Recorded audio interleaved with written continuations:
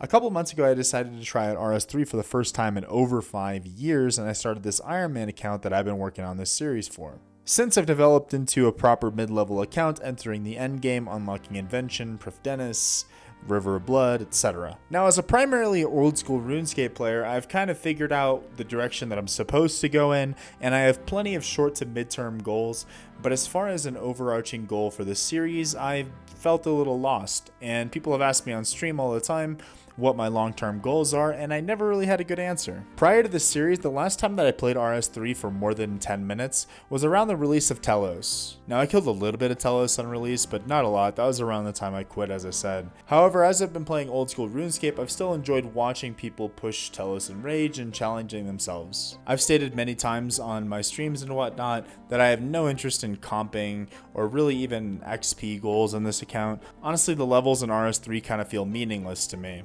So I've decided that my long-term goal for this account is going to be obtaining the Golden Warden title, which is obtained by defeating Telos at 4,000% in Rage, which when Telos was released was basically seen as impossible. This isn't as difficult as it once was because of certain power creep items and whatnot, but I think it's going to provide a good challenge for me. And this is a goal that reminds me of the time I first set the goal to go for the Inferno Cape in old school RuneScape back in 2019. At first it seemed impossible. At the time I was basically a mid-level player. I wasn't even max combat. I didn't have the bank.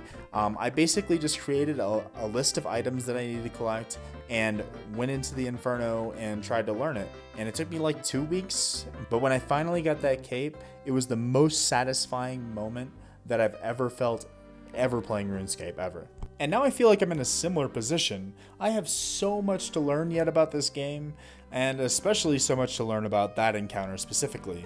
Skills to develop, and plenty of grinds to do in game, gear-wise and levels-wise and all that. So welcome to my rebranding of your favorite series to watch while AFKing.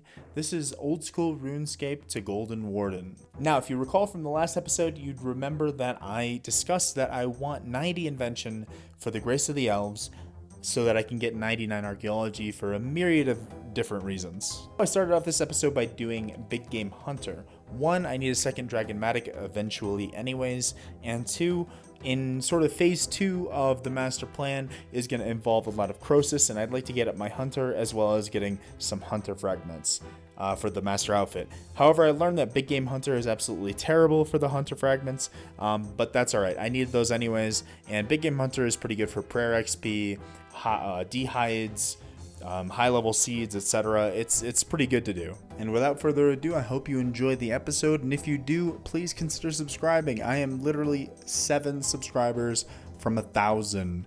Big milestone for me. Anyways, enjoy the episode. Like this should give me what should we call it? 88, right? 88 hunter. Nice. And let's see, those are all armed.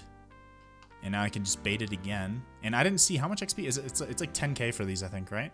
And then this one should be like 20k. And also I'm about to drop all these bones and shit on the ground, but that's all right.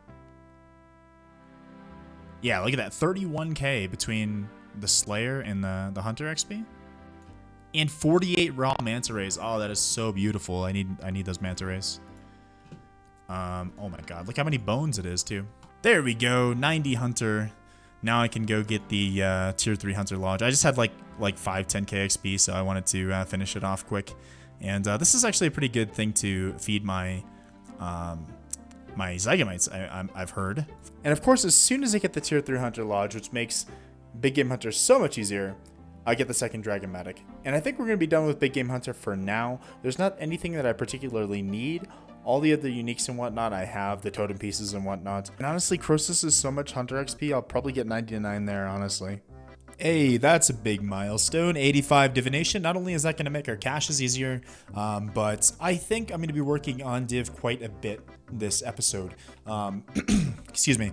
Just the higher level energies that we can get access to, the easier it's going to be to farm energies for Invention. So that's kind of what I'm thinking, is working on Div, as well as some of our other side things that we need to do this episode, and then really get cranking on Invention in the next one to get up to 90. With this Jack of Trades, we should get 87 Herb Lore, and we're starting to creep up on some really important levels. And I have a bunch of penguin points saved up, so pretty soon. Alright, I've been putting this off for a while. I've had the harmonic dust for a while. I just haven't gone and actually gotten the boost that I needed. But let's get ourselves the Attuned Crystal Teleport Seed. 4,000 harmonic dust, and you need 85 smithing, and I just got myself a +6 boost actually. And yeah, we got that. That's basically just the same thing. We can teleport anywhere around Prifdennus, as well as Letya, unlimited amount of time. So this is gonna be so nice for farm runs and just in general getting around. I can head to Ithel. I mean, this thing's gonna be in my pocket slot probably like 50% of the time. Also, I'm still working on harmonic dust on the side on my AFK time. I still need 4,000 for the Crystal Matic and another 4,000 for the Crystal Pickaxe, as well as I want to have some extras lying around in case I want to make some attuned crystal weapons or something like that. So for the Grace of the Elves, I need 4 more fortunate components, and I have all these clues right here, and I think I'd like to get through at least the easy, mediums, and the hards, just so I can kind of refresh them so I can get more of them, start collecting them. But there's a few things I need to do first. First, I need to get the Totem of Treasure completed. I have all the RNG pieces. I just need to go with the Zygamite one. And then also, I need to do all the stash units for the easy, mediums, and hards. I'm not particularly a fan of doing clue scrolls, so anything I can do to make them easier on myself, you know, I'm sure I'll appreciate it in the long run. All right, I've collected all of the random ass items that I need for the easy stash units, and some of them are actually kind of annoying to obtain, like these, but it wasn't too bad. And I think easy clues are pretty much like the meta for collecting fortunate components because they're super quick with the totem and stuff like that. So we'll probably be doing this a lot, so it's worth investing this time, I think. So I put all the easy ones into the stash units, and there is the mediums done. And that's all the hard stash units. That wasn't too bad. There's not that many of them, and I could just make most of the items. So let's go get our totem out of the way and actually do these damn clues. All right, quick Barrow's Reaper for 83 Slayer. All right, we had a nice Monster Hunter stream, and I was stuck here at Harps. We collected another 3,000 harmonic dust, which brings us up to 5,600 in total. And of course, we already upgraded the axe and the crystal teleport seed. So right now, I want to go make myself a crystal matic. So I have 2 dragon matics. This is what we collected that other one for. So now I can make this one into a crystal one. I can make the other one into the commando one when I hit level 80. And then once I get to 99 and I get all the requirements, I can turn both of those into a... Wait, hatchet? Hold on, I'm messing this up. There we go. Into a crystal, into the level 99 matic. So there we go. We got ourselves a crystal matic, and we can augment that. And yeah, once we get to level 70, of course. So I have this Glacial Reaper here. And... Oh... Cutscene. Okay. Anyways, I have this Glacial Reaper. But before doing that, I'd like to do the Azanandrus quest because that's going to unlock our ability to get troves from God Wars 3, right? And we can't get the tier 3 ones until we do Extinction, I think. But there we go. That's the Vault of Shadows mini quest out of the way. That's a requirement for Azanandrus quest. Once we get on the archaeology grind, I'm going to be doing Extinction basically as soon as possible because it's a pretty big quest. But in the meantime, I need 74 archaeology for that. So, but in the meantime, I can do Azanandrus quest. And yeah, once we get to doing this Glacial Reaper, we'll have a chance of getting some troves, which have some extra rewards. It's basically just extra drops. Hey, 84 farming. Hey, there's an Azanandrus quest. This is another kind of weird one. Like, first of all, your character has like massive main character syndrome. Like, there's a lot. Yeah, he has massive main character syndrome, and also this quest doesn't require Desert Treasure, and Azanandra is like a main character. And in Desert Treasure, you free Azanandra from the pyramid, which was his prison, right? So I think it's kind of weird that you can do this quest before you even release Azanandra from his prison. But whatever. Anyways, that gives us some archaeology XP, gets us 68 archaeology, little bit of Div XP, and we can start to get troves from all the God Wars, so that's pretty cool. All right, with Ozanandra's quest out of the way, I would like to go try out to do this Glacial Reaper, but I'm going to try doing 5 mechanic this time. I always did the 1 mechanics and just kind of AFK'd it, but I'm going to try 5 mechanic. I have a chance of getting the Scripture of When, which is a really powerful pocket slot item, especially for this stage in the game. And yeah, a long time ago, I tried out 5 mechanic Glacial, and it was really bad because my accuracy was really bad. But now I have the Sun Spear, I have Maniacal, I have Enhanced Devoted. I think we should definitely be able to do it as long as I get a hang of the mechanics. So yeah, I went ahead and did some 5 mechanic Glacial. It was actually pretty easy, to be honest. Like, the mechanics are pretty straightforward.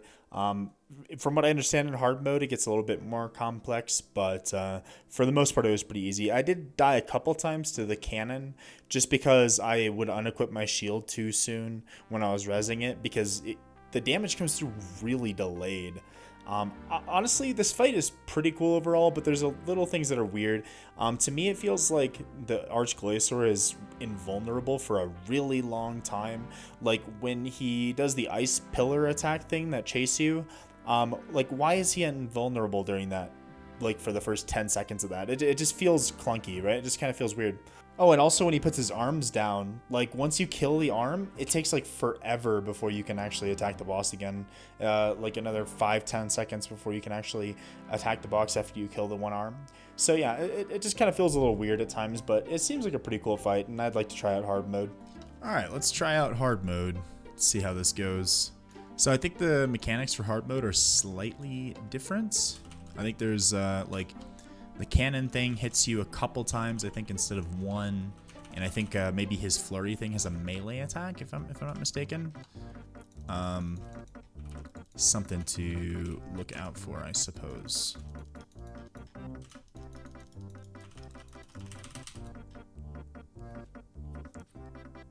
So I keep getting stunned, and I don't really know why. I figured out that he stuns... oh, I gotta alch some stuff.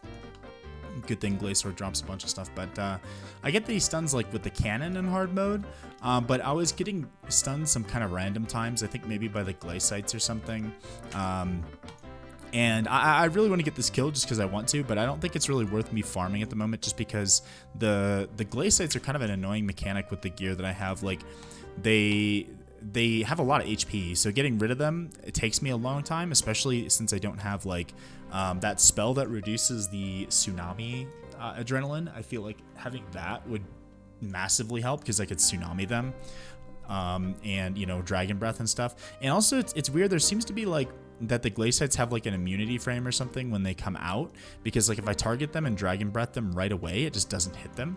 So it's a little weird, but I really do want to get this 1 kill out of the way. Okay, so it turns out the cannon hits you 3 times. I knew it hit you multiple times, but I thought that if I res the first one, that being at full HP would allow me, with magic prey, it would allow me to tank the other ones. So I guess not. Earlier I was devotioning it, but my devotion was on cooldown, so I need to come up with a different plan there. Maybe debilitate and reflect if I have if I don't have devotion available. You know what I mean? So let's try it again. Damn, okay, another fail. I want to try that again, but I'm going to come back when I have Maniacal again, because my accuracy once Maniacal ran out was absolutely trash.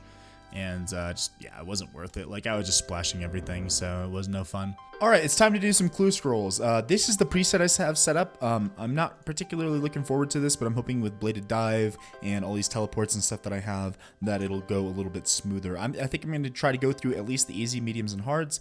Maybe I should wait on the Masters and Elites. I know most of the Elites I can do.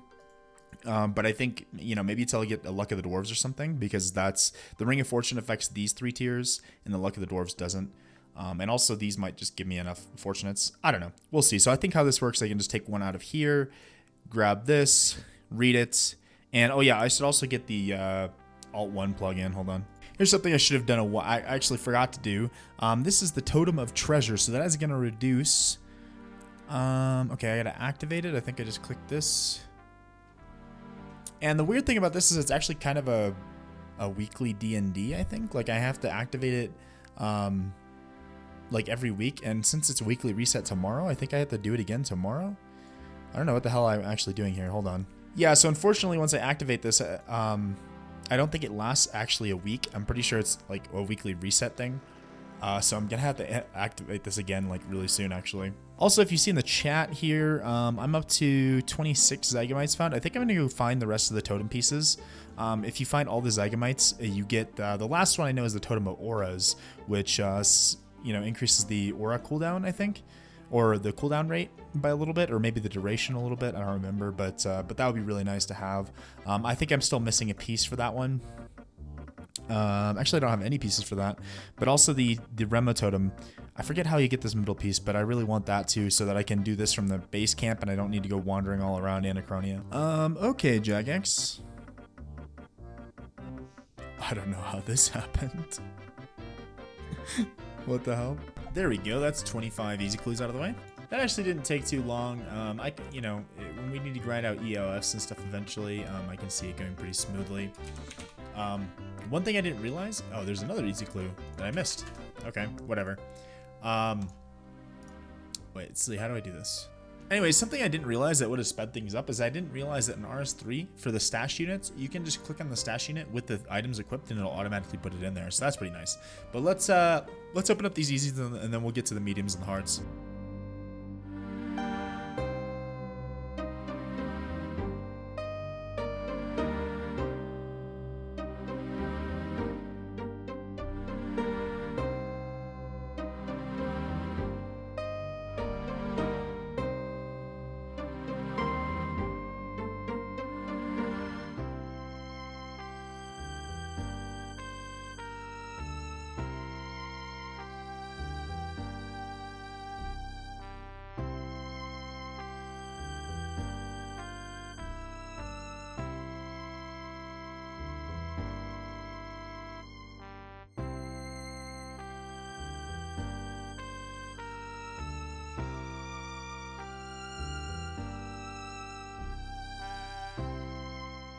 Not too bad. We ended up with 10 fortunate components from 25 easy clues. I don't know how that really compares to like normal rates, but I'll take it. All right, I'm bored of clues and I want to go do this Arch Glacial Reaper because my Maniacal's back on off cooldown.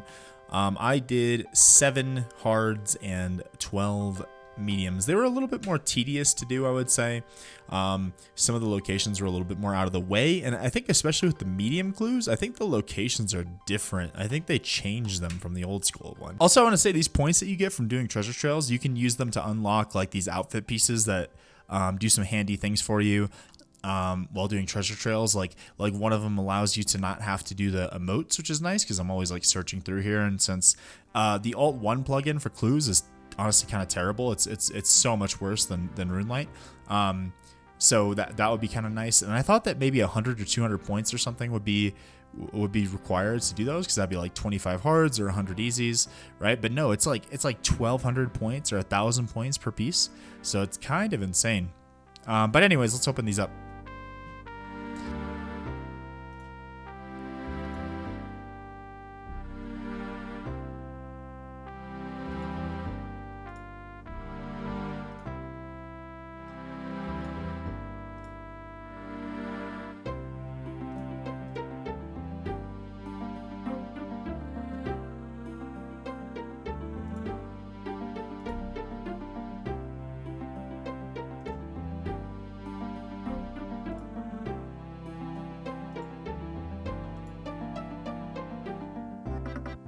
All right, so we only got 3 fortunate components from those mediums. What about the hards?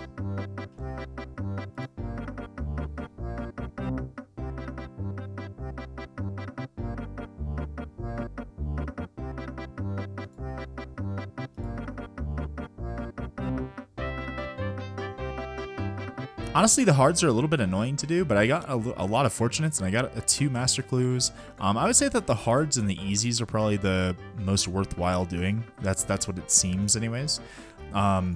So yeah, I don't think the rest of them are really worth. I don't think the mediums at least are really worth doing, to be honest, because they kind of took a while and they didn't really give me much fortunates. The Alks are kind of meh. But yeah, just from a couple hards, I got another 3 fortunates. So yeah, I think also in RS3, if I'm not mistaken, I believe you can put, I believe you can downgrade these. So like if I take these, I believe I can make them medium somehow. I read that somewhere. I thought I could. Maybe. Yeah, I don't know how you do that, but I've heard that you can do that. So I might take these mediums and downgrade that at some point. But let's go finish that Glacial Reaper. There we go. Glacial Reaper out of the way. Our aura just ran out as well. The loot here is pretty good. Water talismans are good for summoning. It's a lot of good summoning stuff. Spirit weed seeds, those are kind of niche, I think. Maybe good for the late game. The charms are good, obviously, and then a lot of water battle staves. And Bainite stone spirits, which will actually come in handy for the next time I want to grind out smithing. Back on the invention grind. That gives us, let's see, 62 invention. And unfortunately now I need more enhancing components, which means I think I need to go mine some gold. Another BM loot? Never lucky.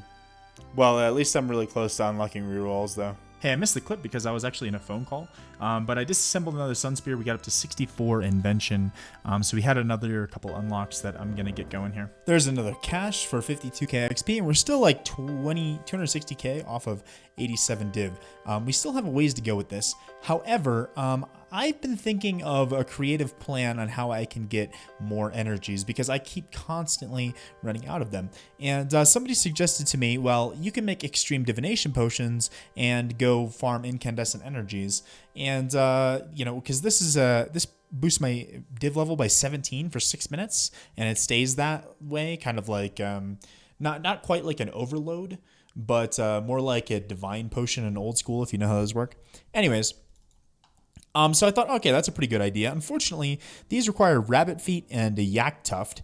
I have an okay amount of yak tuft, like 10 of them, but not really a lot. And rabbit feet are really annoying to farm. You can either do them from farming rabbits, which is like kind of a waste of XP since I'm farming a bunch of chins right now, or you can get them through hunting rabbits, which I have to go do Eagle's Peak for and do more hunter, which is kind of annoying. So I have one extreme divination potion, and I've come up with a creative thing, a solution that I want to do with it. Basically, I have these engrams here, right? And if I take this one right here, which I charge with radiant energy, and I charge it up, and then if I go teleport to the Guthix thing, this will give me a really good chunk of XP. Let's see, if I give it to her... Let's see, 54k. So it's basically like doing an extra cache, right? Except you know, it's not a daily thing. You can do it, right? Now I have these two left, and for these two I need, let's see, 280 memory strands and 300 memory strands. So I need to consume another 500 of these, and then if I do these, then I can prestige it and do it all over again, right? And I am 1.5 mil XP right now from 86 Divination. And if I do these two plus prestiging and doing it all over again, that should give me something like 800k XP. And if I do another cache today, and I also have a daily reset token, so if I do 2 more caches today, I'm going to get really close to 90, right? And I could probably collect all the energy to do these high level ones because this one requires incandescent and this one requires the level 90 energy.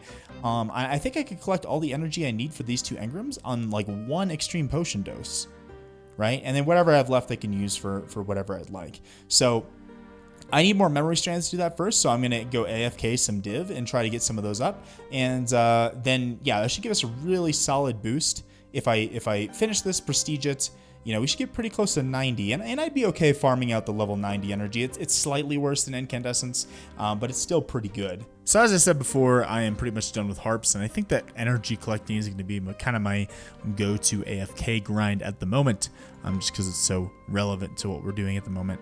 And yeah, I really want to do those engrams, like I said, but I need more memory strands. So I'm going to be working on energy from here, but I also want to try out cursed energy. And also, maybe if I'm able to collect and bank a bunch of cursed energy, maybe I can just use one of those extreme div potion doses to convert it all to incandescence. I don't know. Maybe it doesn't work that way, but that would be pretty cool if it did. And you know, maybe, but obviously, if I don't bank frequently, I could just get PK'd for all the energy, and that would suck too. But anyways, I hope you enjoyed the episode. You guys stay tuned. Hey, if you're still watching, I will be streaming at 2 p.m. Central Time, 4 hours after the upload of this video, on twitch.tv/RanarrDealer. So come by and say hi. It's a lot of fun over there. Anyways, I will see you guys next time. Thank you for watching.